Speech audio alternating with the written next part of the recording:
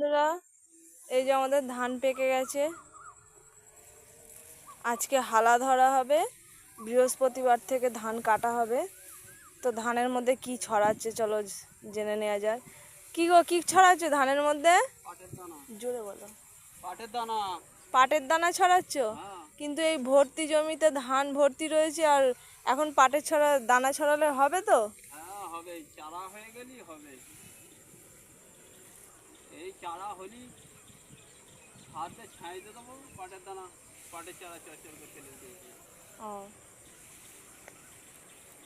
বলছে পাটের দানা ছড়িয়ে দিচ্ছে, ধান কাটা হয়ে গেলে একটা ছ্যাঁচ দিয়ে দেবে, তাহলে পাটের চারাগুলো বড় হয়ে যাবে।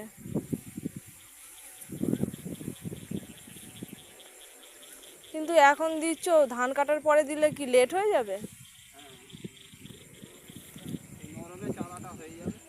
ও, জমি তো এখনো নরম রয়েছে, ওই জন্য চারাগুলো ছড়িয়ে দিচ্ছে, তাহলে গাছগুলো হয়ে যাবে ওই জন্য।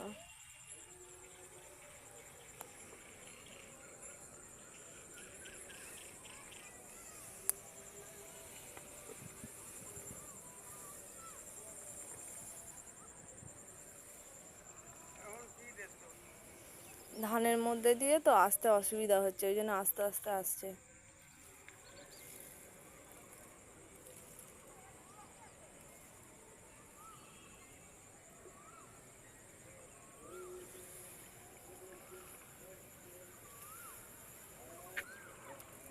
বন্ধুরা, জামা প্যান্ট ছেঁড়া আছে বলে কেউ বাজে কমেন্ট করবে না।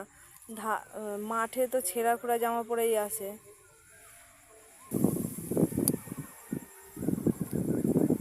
পাখিগুলো কি সুন্দর যাচ্ছে।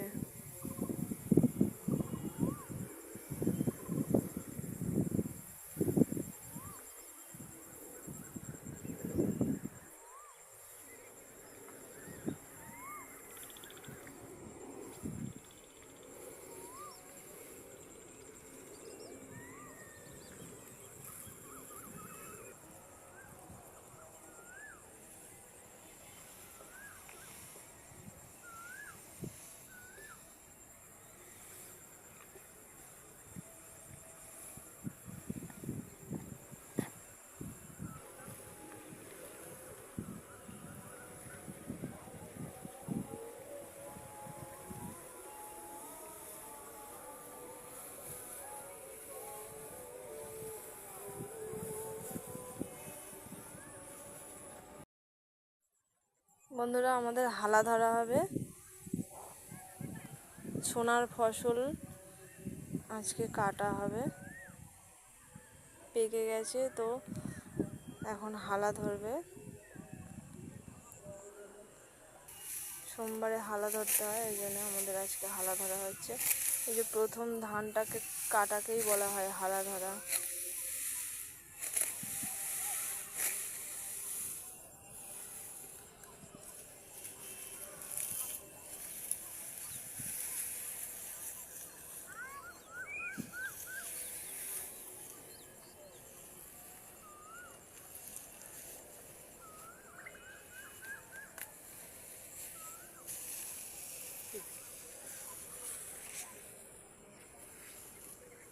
হালা ধরে নিয়ে বাড়ি যাওয়া হচ্ছে।